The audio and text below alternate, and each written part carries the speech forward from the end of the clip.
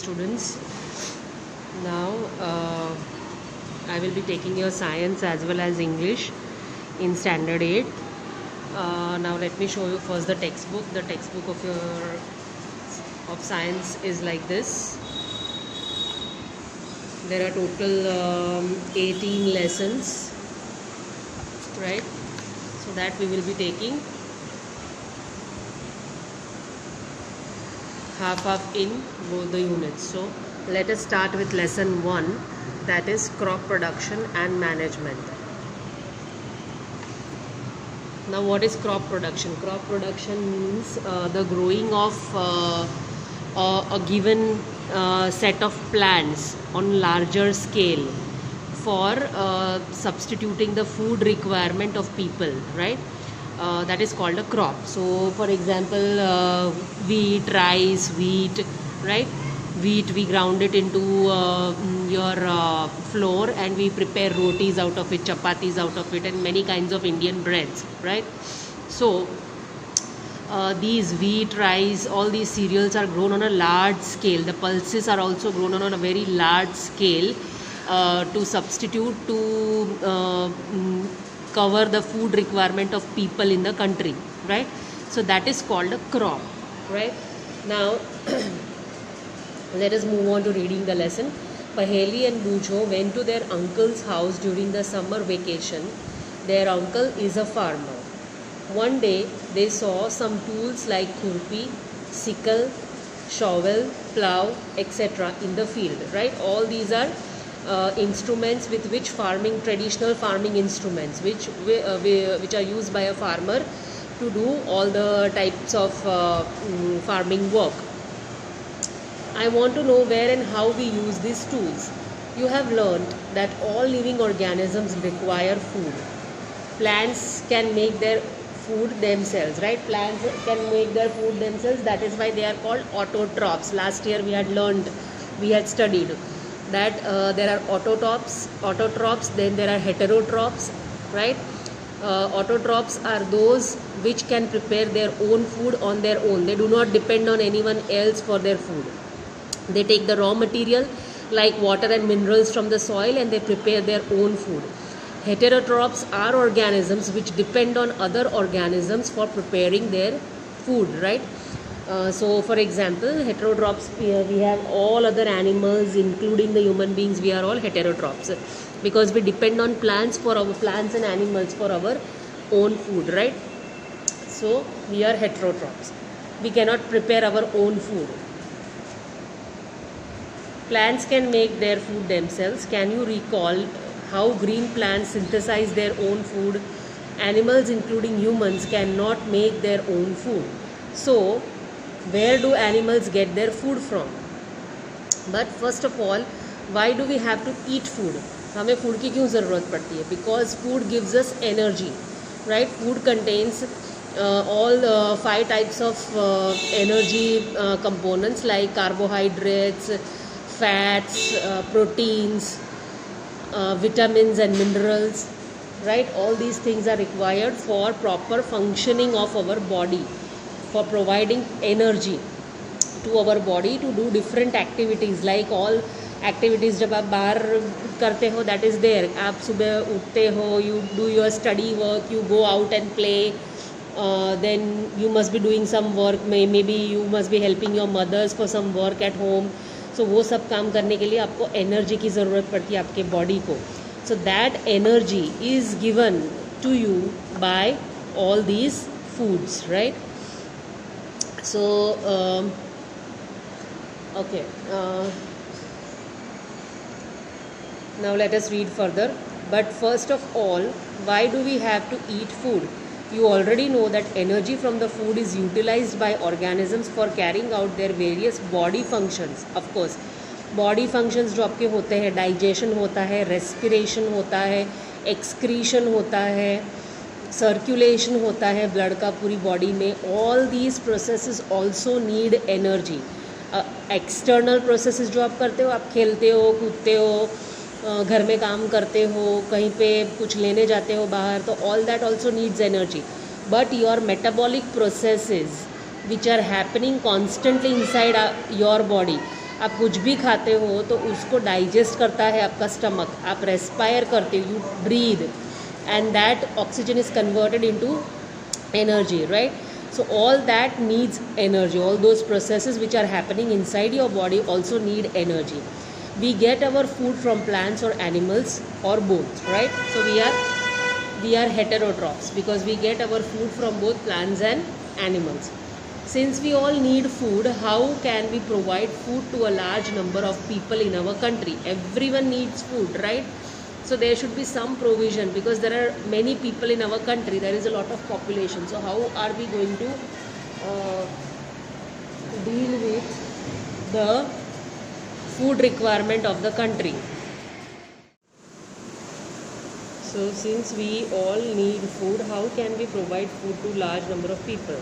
So when there are large number of people, how can we provide food to them? We have to cultivate or we have to grow it on a large scale, right? That is called growing a crop. Food has to be produced on a large scale. In order to provide food for a large population, regular production, proper management and distribution is necessary, right? Proper storage of food is necessary. After the harvesting is done, proper storage of that harvested crop is also necessary so that it can be supplied to different shops in the market from where the people can buy the crop, right? Okay. Now there are certain agricultural practices to grow a crop in a field. There are certain agricultural practices which a farmer has to follow. A farmer or those people who are doing farming have to follow those agricultural practices in order to grow the crop for a large scale.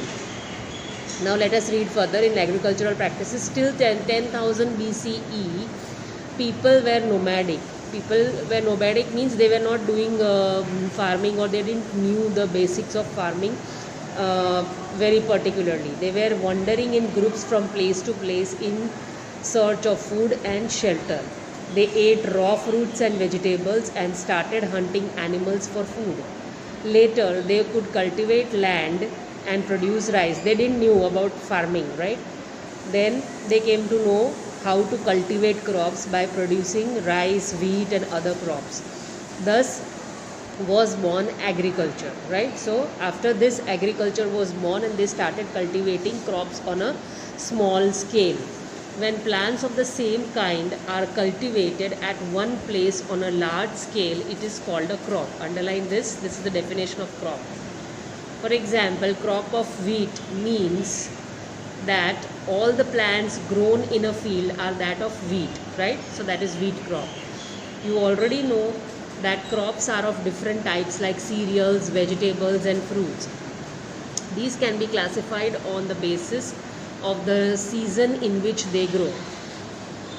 There are different classifications of food which can be classification of crops as per the season, as per their water requirement, as per their temperature requirement, right? So that is the criteria in which they are classified. So let us study. India is a vast country.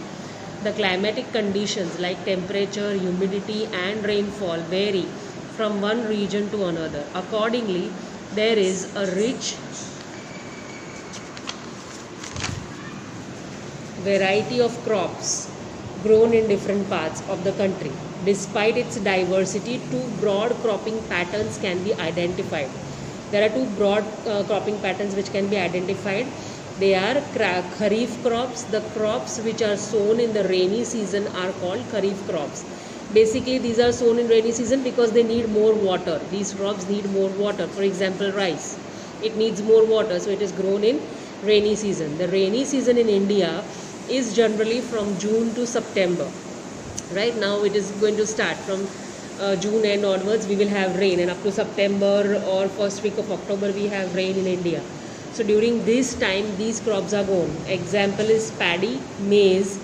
Paddy means rice. Maize, soya bean, groundnut and cotton are kharif crops, right? Cotton is also plant from which the cotton fiber is made, which can be drawn into the clothes and the clothes that you wear, fabric that you wear. Rabi crops. Rabi crops are grown in winter season, that is from October to March. Normally winters in our country start from October, November. November generally after Diwali the winter starts, and it is there up to February. Nowadays in March also we have the summer starts actually. So during this season, the crops which are grown are called Rabi crops. Examples of Rabi crops are wheat, gram, pea, mustard and linseed. Mustard means rye that you use in vegetables, in making vegetables and cooking them. Wheat is your गेहूँ जिसमें से आप आटा बनाते हो, रोटी बनती है. Gram are all kind of leguminous plants, that is your pulses. Okay, pea मतलब मटर. Besides these, pulses and vegetables are grown during summer at many places. During summer at many places, pulses and vegetables are grown. Right? Basic properties of crop production. Why paddy cannot be grown in winter season? Because it needs a humid climate and it needs more water. That is why it is grown in rainy season. Paddy requires a lot of water, therefore it is grown only in the rainy season. When you go in places like Kerala, you will find that those people eat more rice because rice is grown there in ample quantity. It is their staple food because there are several rice cultivations there, as Kerala is a place where it rains very heavily during the rainy season. Now the rainy season has already, monsoon has already started there. So people cultivate more of rice there, and that is why they eat more rice only there, right? Cultivation of crops involves several activities undertaken by farmers over a period of time. You may find that these activities are similar to those carried out by a gardener or even by you when you grow ornamental plants in your house. You must be growing some ornamental, that is decorative plants, show plants, right? In the house they are called the ornamental plants. These activities or tasks are referred to as agricultural practices, which are listed below. There are certain agricultural practices before growing a crop, before sowing seeds. There should be basic preparation of the soil. There should be manures or fertilizers added to the soil, or the soil must be aerated. The farmers dig the soil for proper aeration, so air can go inside the seeds or saplings can get a proper amount of oxygen to grow. So all these practices are done before growing a crop. What are these practices? First is preparation of soil. Second is sowing. Sowing means seeds को डालना जिससे वो saplings में develop होंगे. Number 3 is adding manure and fertilizers. That is putting fertilizers in the crops in the soil so that the crop can grow nicely or easily. Then irrigation. Irrigation is providing water to the saplings so that they can grow. Without water it's not possible. Then protecting from weeds. Weeding is equally essential. Weeds मतलब unwanted plants होते हैं which grow along the crop inside the soil in your field. They need to be removed. If you do not remove the weeds, they will take away the nutrition which is needed by the crop actually. And then what will happen? The crop will not get proper nutrition and it will not grow properly. So these weeds are to be removed. Harvesting. Harvesting means the cutting of the crop. The grains should be removed properly and stored. And last one is storage, right? So these grains which are harvested should be stored in a proper place.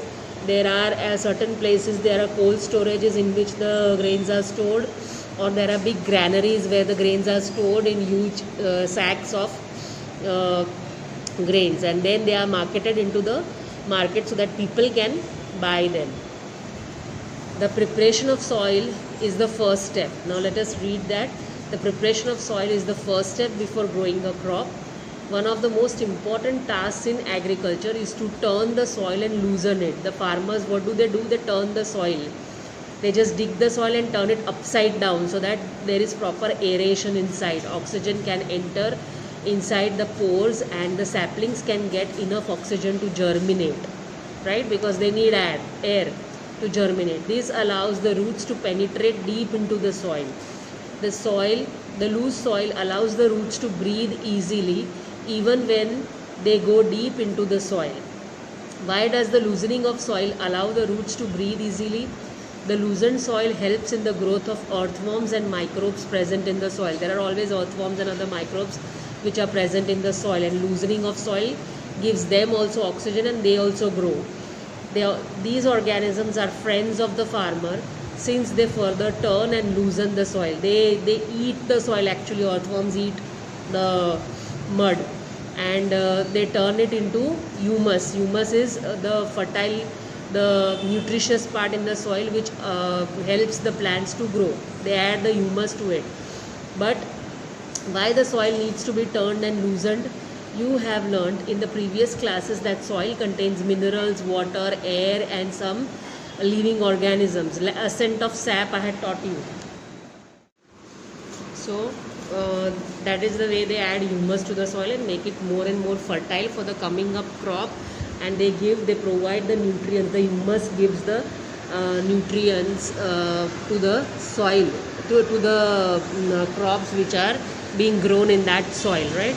Now you have learnt in previous classes that soil contains minerals, water, air and some living organisms. In addition, dead plants and animals get decomposed by soil organisms. In this way, various nutrients in the dead organisms are released back into the soil. These nutrients are again absorbed by plants. Dead animals and dead plants जो होते हैं, जो पड़ते हैं soil के अंदर, they get decomposed in the soil, and maximum the major nutrient which is being released from them is nitrogen. Nitrogen जो होता है, नाइट्रोजन साइकिल भी हम लोग आगे सीखेंगे. तो that is being released from the dead bodies of dead plants and animals, right. उसके अंदर से डिकम्पोजर्स जो होते हैं, बैक्टीरिया होते हैं, they release the nitrogen content of their bodies into the soil, and because of which the soil becomes fertile, humus add होता है और ज़्यादा, and the crop can grow very nicely in such type of soil. Okay, now since only from here we will start next time, we stop here today. From this portion we will start further next time.